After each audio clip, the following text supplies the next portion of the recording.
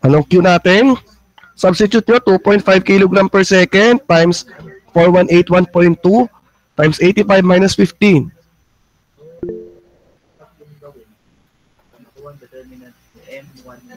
731,710. 731,710 watts. Now, we have already this. You solve for yung mass flow rate ng hot oil natin. That's still your Q equals yung mass naman ni hot oil, CP ni oil, ni hot oil, tapos inlet, hot ni inlet minus hot ng outlet. Yan, yung substitute, meron tayong Q, meron tayong CP ng hot, then may THI minus THO.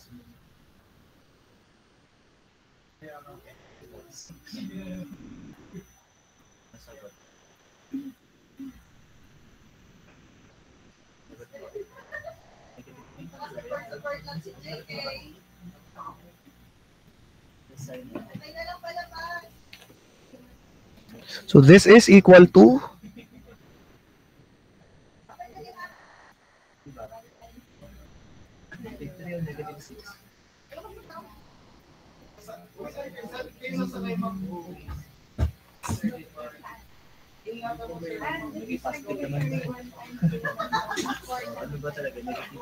5.188.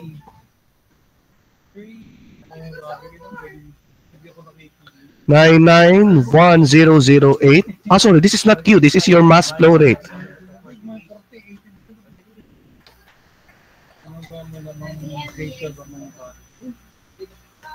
Mass flow rate ng hot water equals, yan, this is, ito na yung sagot nyo sa isa.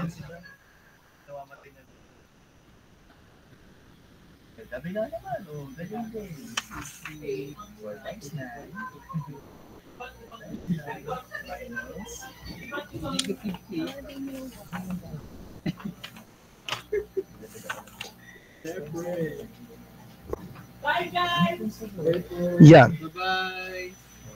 Then, next na hinahanap ulit ay length. Hinahanap ulit ay length. So,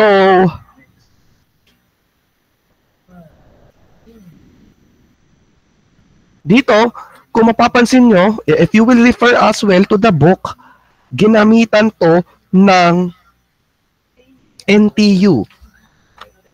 Ginamitan to ng NTU. But, since ang arrangement ng book natin is that siya ay before the discussion ng NTU, kung mapapansin nyo, di ba, yung next page natin is the discussion of effectiveness NTU method ng heat exchanger. Yung solution sa book, if you will refer to the book, ay NTU method yung ginamit niya. NTU method yung ginamit niya. So, in that case, parang nawala yung arrangement. Are you getting the point? Nawala yung arrangement ng pagkakapatas itong manual natin. If we are going to use NTU method sa pagsasolve nito. So, let's try solving this since established naman lahat ng parameters natin. Let's use this using the log mean temperature difference. So, that is, again, your Q equals your UA delta T Lm, wherein your U again is 1 over your resistance. Your resistance is 1 over HO plus 1 over HI times your area is pi dl inside diameter times length. Delta T Lm is delta T sub 1 minus delta T sub 2 all over Ln delta T1 over delta T2. Yan. And in this case, ano yung delta T1 at delta T2 natin?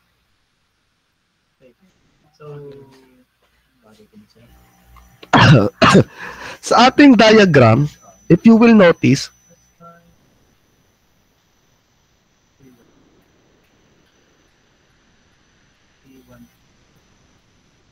Sa diagram natin na yan, kinonsider natin yung flow arrangement na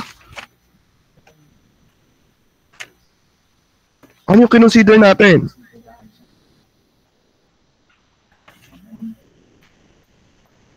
This is counterflow.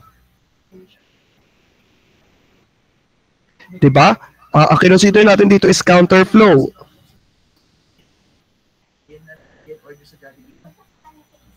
So therefore, ang formula natin ng delta T sub 1 ay ito. Then ito ang sa T sub 2. So we can still follow that. Since hindi naman sinabi sa tanong kung siya ay counterflow or parallel flow, let's assume this is a counterflow. Based sa diagram natin. Based dito sa diagram natin, counterflow siya.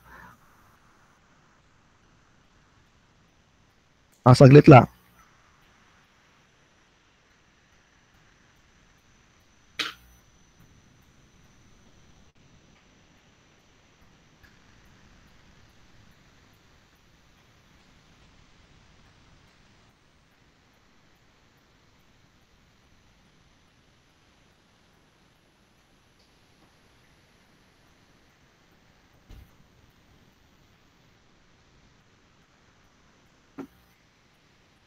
Yan.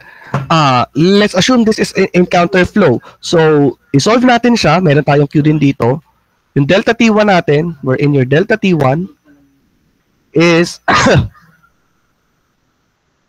THI minus TSCO. THI minus TCO. Then your delta T2 is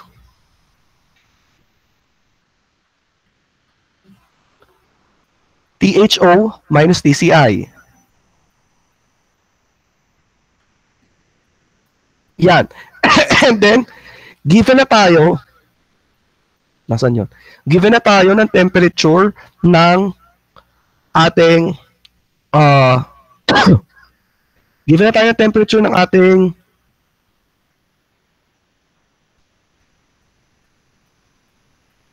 sorry, nawawala ako. Given na tayo ng convection heat transfer coefficient, ng ating oil, yung nasa labas. So, meron tayong H sub O. Yung inner na lang, yung wala, inner. So, paano natin siya isa-solve? We again get the Reynolds number. That's 4m over pi d mu. You substitute for ang flow rate natin ng nasa loob, ng nasa tube natin is 2.5 kilogram per second all over pi. Diameter is 0.025 m. Then your absolute viscosity is 547.6 times 10 to the negative 6 Pascal second. So let's give me the value of Reynolds number.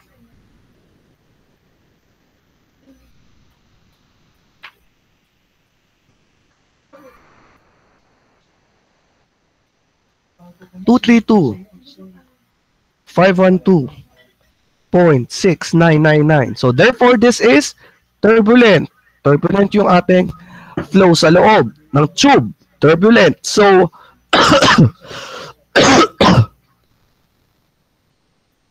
in this case, we again use the Daitos-Boulter equation. Daitos-Boulter, kasi siya ay sa loob ng tube, internal flow. Convection internal flow, ano formula natin kanina? Ito, Daitos-Boulter, 0.023 RE raised to 4/5 Prandtl raised to 0.4 kasi again, ininit natin yung malamig na tubig. So, we will get our NU.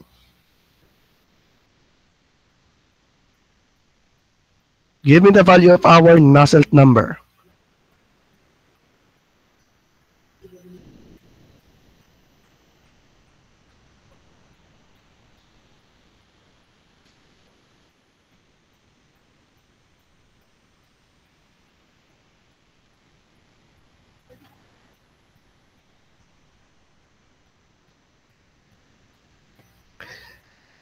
750.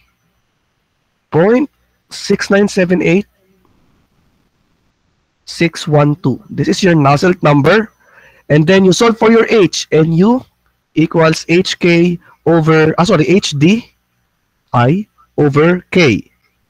Ang ating K ay 643 times 10 to the negative 3. Yan, 643 times 10 to the negative 3. Give me the value of our H.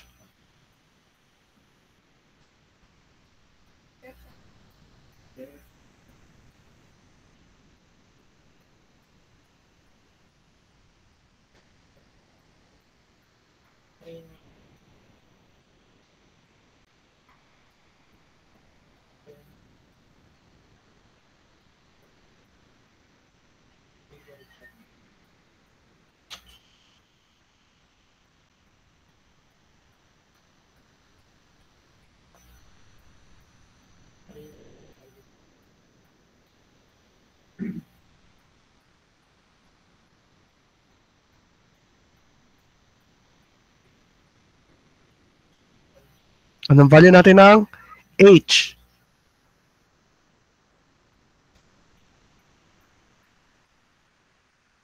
This is our K, ha? 643 times 10 to the negative 3. Tandaan, meron tayong value niyan. Ang wala lang tayong value is H. So, anong value ng H natin?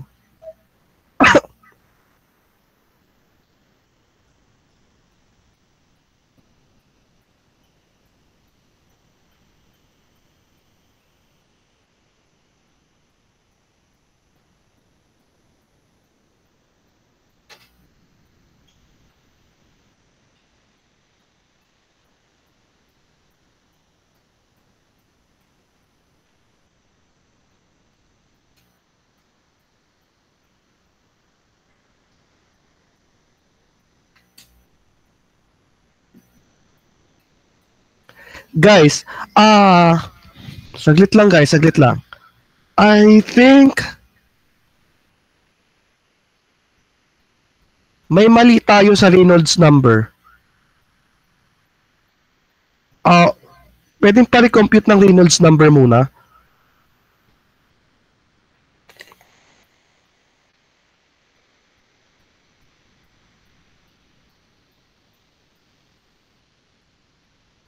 Well, tama pala siya. Tama pala. Sorry guys. Tama pala yan. Tama. Tama yung Reynolds number natin. Kasi ang given natin is 2.5. So our H is equal to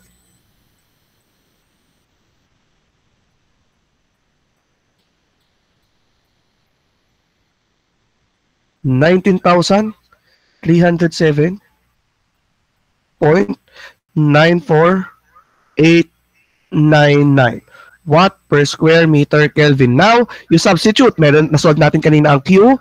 Meron tayong given na HO, yung sa oil. Nasolve natin tong HI.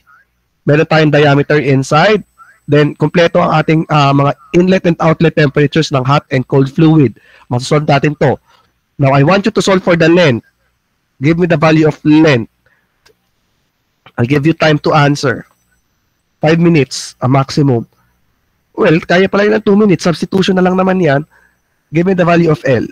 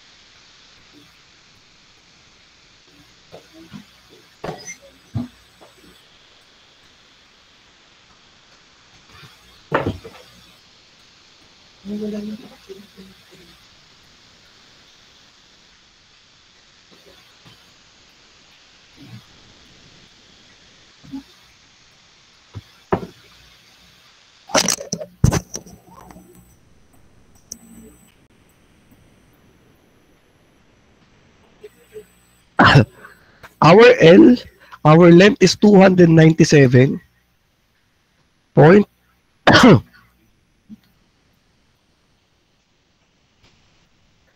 557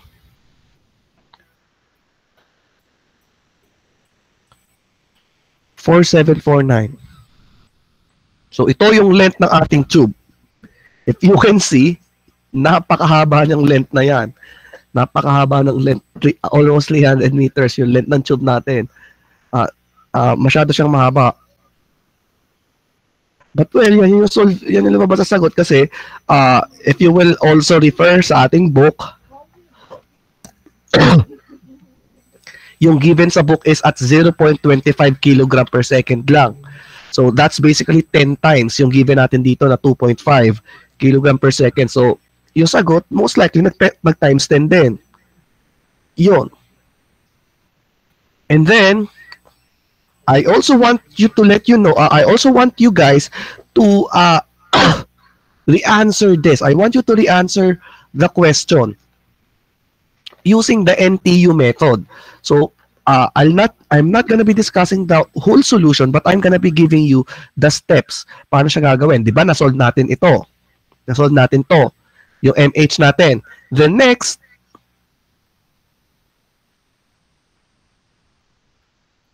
is hindi ang gagawin natin is same process.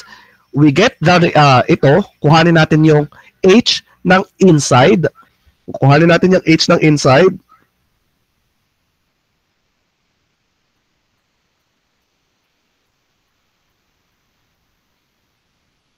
And then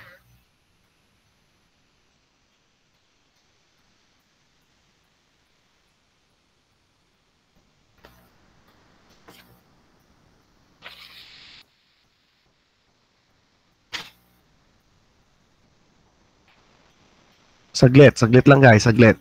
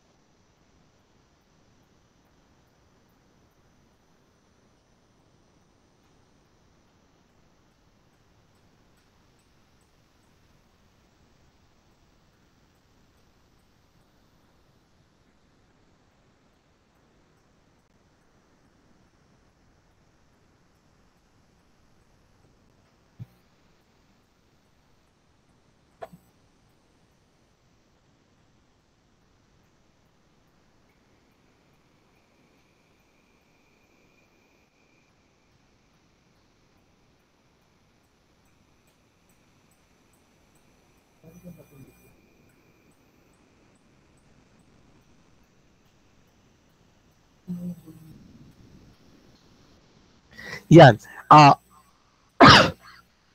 We can solve this pala using NTU method, gaya na sabi ko, if you will refer to the book, using, since we know that ito ay single shell, di ba? Wala naman sinabi ko ilang shell, so we assume that this is single shell with 8 tube passes.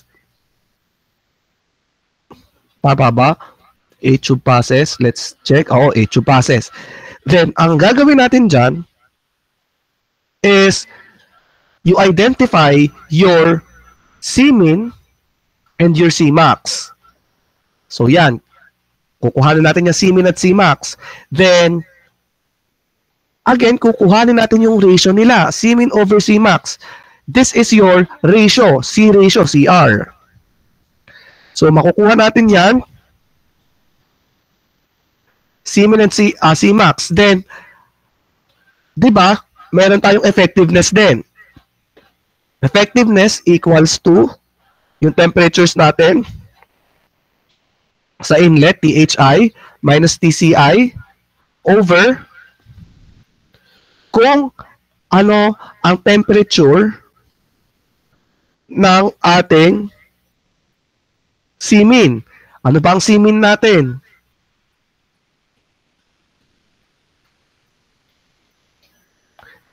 Diba ito ay actual.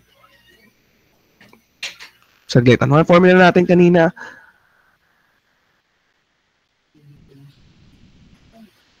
Dito pala siya sa baba. Sorry.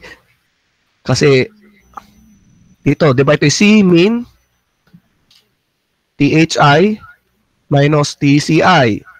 Yan. Then yung nasa taas, erase natin.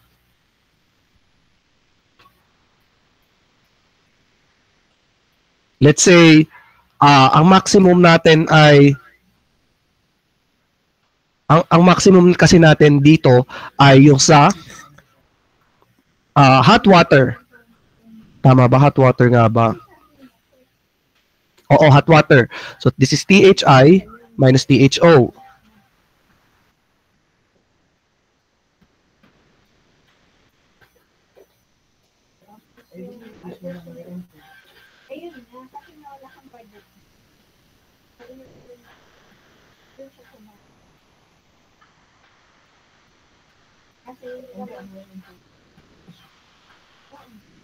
Yan. So we will get our effectiveness. Masusod natin tong effectiveness, di ba? Then next natin gagawin dyan, pag na-solve natin yung effectiveness, you will solve for the NTU. Ano formula ng NTU? That is UA over Cmin.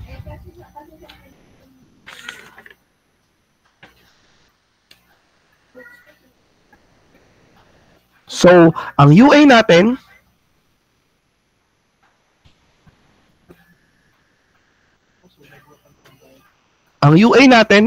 ay yung U natin, di ba, it's 1 over H plus 1 over H. Yung 1 over HI plus 1 over HO.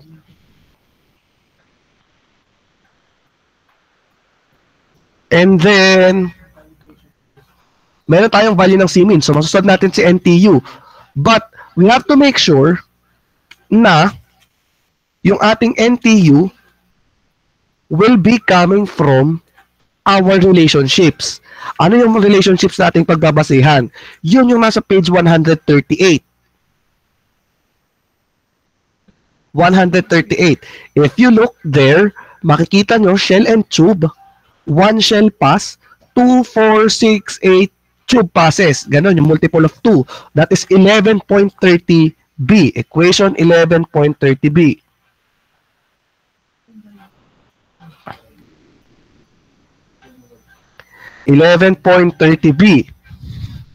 Diyan, makukuha na, isa-substitute nyo dyan, may CR kayo, then yung capital E, masosolve nyo, kasi meron kayong mga effective, nasolve natin yung effectiveness kanina, may CR tayo, masosolve natin si NTU. Nagigets? Makukuha natin si NTU.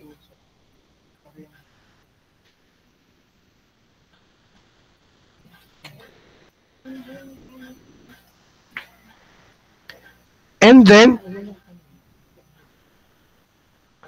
pag nakuha natin si value ni NTU doon, makukuha natin ang buo, itong formula, itong UA natin. May magiging dyan, UA equals Cmin times NTU. Cmin times NTU, di ba? So, makukuha natin yung value ng UA.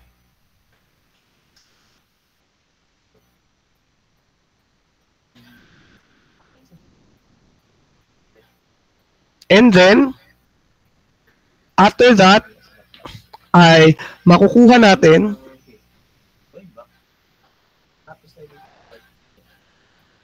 saglit.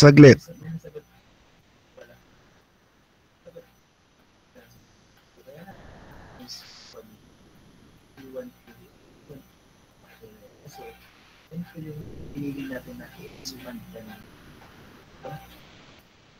doon pa sa first natin, expand natin siya. Okay guys, nakita ko na, kaya pala tayo nagkamali dito. Since, sorry guys. Kaya sabi ko mali tayo kanina dito. Kasi, ito, 2.5 kg per second ito, and meron tayong 10 tubes. Sorry guys, extend tayo ng konti. Nakita ko na yung mali natin. Ito, meron tayong 10 tubes nga palang kino-consider. So, ibig sabihin, per tube, i-evaluate natin per tube. Evaluate natin per tube yung ating Reynolds number. So, therefore, itong ating 2.5 kg per second, sa isang tube, i-divide natin siya ng 10. So, ito, naka-divide pa to ng 10. Divided by 10. Give me the value of Reynolds number. Balik tayo dito. Sorry, guys. Balik tayo dito. Well, most likely yung magiging sagot niyan is mag-move lang ng isang decimal. This is 23251.2. 2351.2. Yun lang ba yung pinawi ko? Tama ba? Yan, tama. 2351.26999. Again, guys, i-evaluate natin kasi meron tayong 10 tubes. Yung isang tube lang yung evaluate natin kasi yung length nun yung tinatanong. Length ng kada isang tubes. So, yung Reynolds number na isang tube, i-evaluate natin. So, this is gonna be, naka-divide siya ng 10 kasi 10 tube. Yon. And then, you again solve for the Reynolds number, guys. Sorry, your NU. You solve for your NU. This should be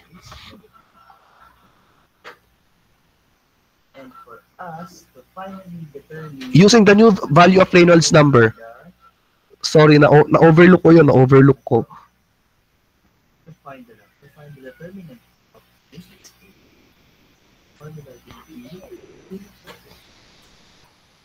What is our Nusselt number?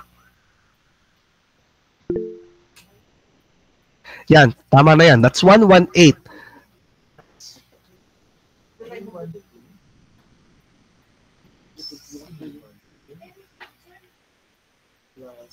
$118.977,953. Then you substitute, give me the value of your H. Kuhanin nyo ulit yung H. Diba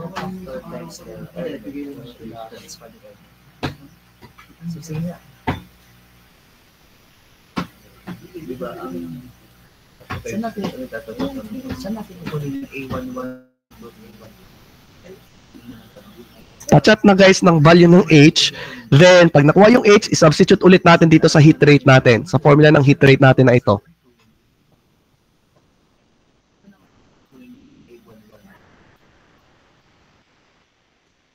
So, your H is 3060.103692. You substitute ulit ito dito sa equation natin ng heat rate. Then, give me the value of our length. Madaling alam mo, straightforward answer. Saan natin pwedeng answer? Straightforward answer. Alam niyo ba yung gusto nyo? Okay, yes, Simon. Ano na? Itong copy. Ano na yun? Sa given matrix, sa matrix A. Nakita niyo ba notation ko? Small letter A11, A1. So, kung ano yung expand din natin, tama naman. Anong value ng length natin? lang din naman yung mobile. Kaso nga, ano ba yun? A1. A11, A12, A1. Nag-move na sa ating Length natin is 329, hindi siya dapat magti 329 kasi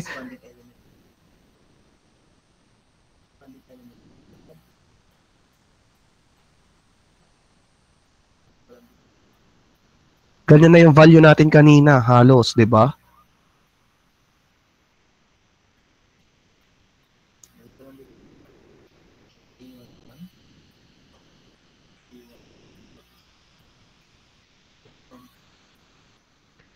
Anong value natin ng length? Again, yung substitute dito yan. Yung Q natin na solve kanina, itong Q 731710, then given tayo ng HO, given tayo, solve natin itong HI, then pi DL, length natin, yung hinahanap, then itong delta T1 minus delta T2, walang nabago dyan. Ang papalitan nyo lang talaga itong HI natin kasi doon lang tayo nagkamali. Anong magiging value natin dyan?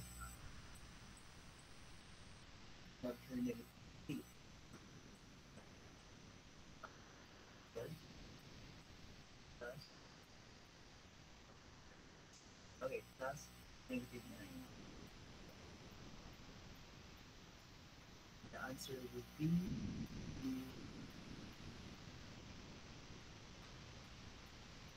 kanya ba? Same yung answer.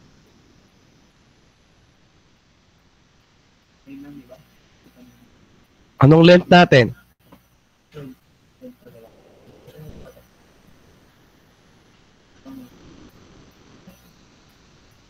Continue.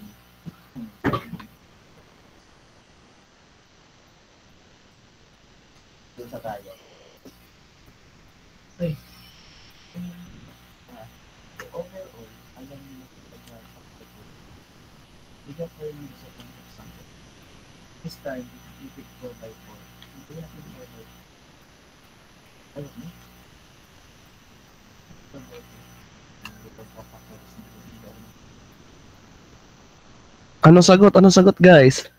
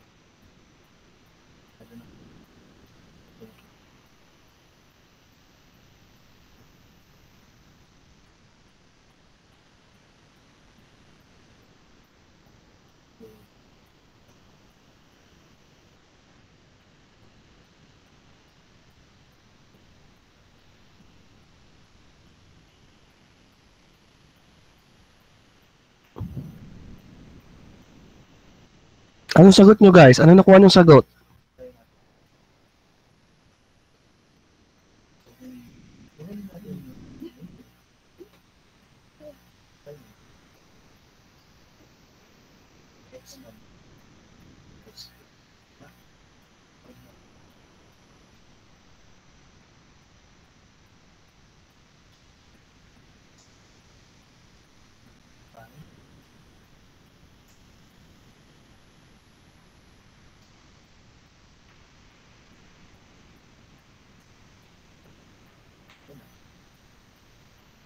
Para malaman ko lang ito na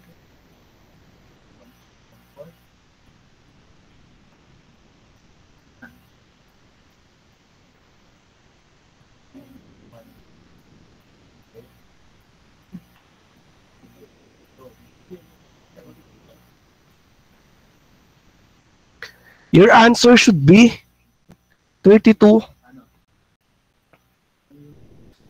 0.9627 6237902 meters. Guys, kasi yun, isa pa natin overlook kasi nga pala, again, itong 5DL natin, we only consider dito isang tube lang to, isang tube. So, since total heat rate na yung sinold natin kanina, total heat rate, we multiply this by 10 pa kasi meron tayong 10 tubes, 10 tubes. So yan, the value of your length would be L equals 32.92 meters.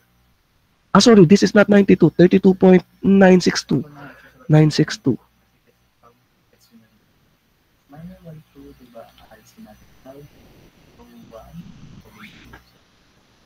Yan.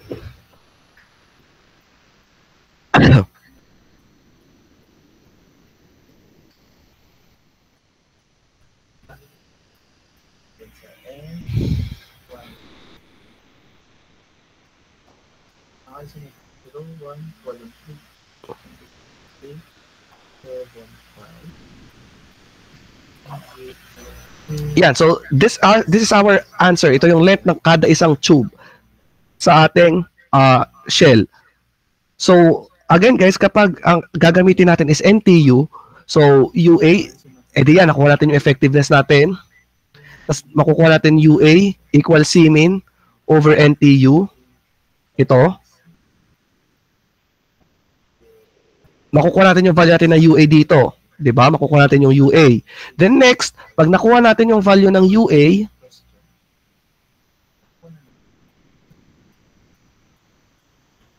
that is also equal to UA equals U